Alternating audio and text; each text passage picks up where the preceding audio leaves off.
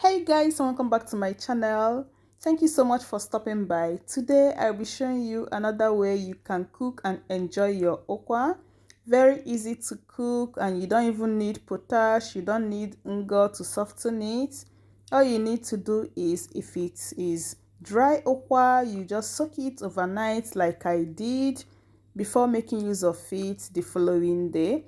But if it is not dry okwa, you can just wash it very well and start cooking it just like so. So guys, let's dive into the video. So all you need to do is, after soaking your dry okwa overnight, you wash it thoroughly well and transfer it into a pressure cooker. If you don't have a pressure cooker, it means you'll be cooking this longer time. You can use ungo or potash to soften it so that it will cook faster, but yeah, I'll be using pressure cooker and I just added only salt. Then I'll be adding pepper. Add pepper to your choice. If you love pepper a lot, you can add a lot of pepper, but I don't eat too much pepper because of my kids. I want them to enjoy the food, but I always have like pepper aside. Then I will be adding seasoning cube or seasoning powder. That's just the three ingredients you need: salt, pepper, and seasoning powder. Then you cover your pot, put it in the highest pressure, and cook this for at least 2 hours. After 2 hours, I will release the steam. Then I will open it just like so, and your okwa is ready. Is as good as ready. As you are seeing it like so, we are done cooking. So just test it to see that it is ready. You can put it in your mouth to chew. Then you can try this process as well, just to take one or two and press it with your fingers. If it is very easy for you to mash, then it is ready. Then strain out the juice or the liquid from the okwa, just like so.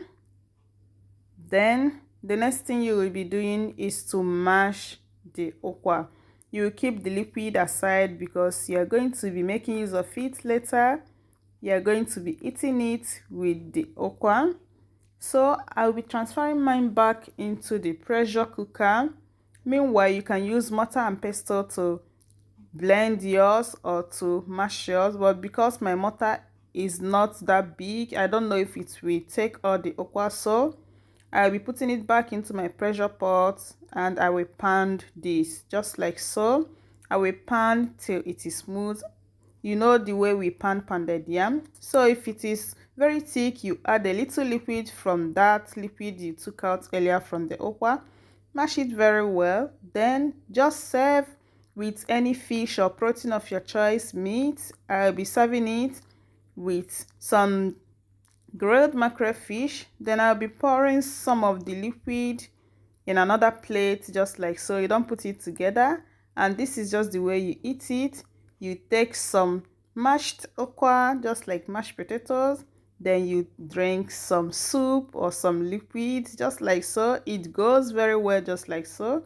And as you're eating, you can be chewing or eating or biting on your protein. But for me, I love eating before eating. I love eating the main food before eating the protein.